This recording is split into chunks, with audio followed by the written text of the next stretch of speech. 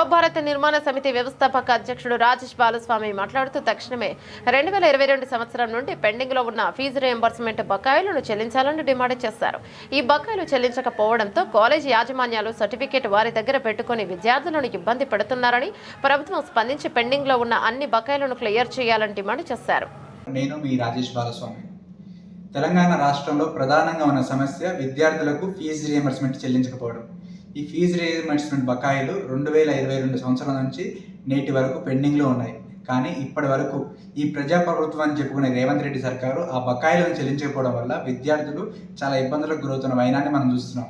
విద్యార్థులు కాలేజీలకు వెళ్ళి సర్టిఫికేట్ల కోసం ఎంక్వైరీ చేస్తే ఫీజు రియంబర్స్మెంట్ పడలేదు కాబట్టి మీరే ఆ అమౌంట్ని మాకు చెల్లిస్తే మీకు సర్టిఫికేట్ ఇస్తాం, లేకుంటే మేము ఇవ్వము అని చెప్పి విద్యార్థుల్ని చాలా ఇబ్బంది పెడుతున్న వైనాన్ని చూస్తున్నప్పుడు విద్యార్థులు చాలా ఖాళీగా ఉండే విద్యార్థులు అనవసరమైన వ్యసనాలకు బానిసలై వాళ్ళ బంగారు భవిష్యత్తును కోల్పోతున్నారు. కాబట్టి ప్రభుత్వం దీని మీద చొరవ తీసుకొని తక్షణమే పెండింగ్లో 2022 సంవత్సరం నుంచి నేటి వరకు పెండింగ్లో ఉన్నాయి. గత ప్రభుత్వం చేయలేదు, ఈ ప్రభుత్వం కూడా చేయకుండా వచ్చి 2 సంవత్సరాలు అవుతున్నా కూడా చేయకపోవడం అత్యంత బాధాకరమైన విషయం. కాబట్టి తక్షణమే ఈ విషయం మీద, ఈ సమస్య మీద ప్రభుత్వం చొరవ చూపి పెండింగ్లో ఉన్న ఈ ఫీజు రియంబర్స్మెంట్ బకాయిలన్నీ చెల్లించాలని చెప్పి మేము ప్రభుత్వాన్ని డిమాండ్ చేస్తున్నాం. లేకుంటే అతి త్వరలో నవభారత నిర్మాణ సమితి నుండి విద్యార్థులందరినీ ప్రోగు చేసుకొని మీపై యుద్ధాన్ని మేము ప్రకటిస్తామని చెప్పి తెలియజేస్తున్నాం.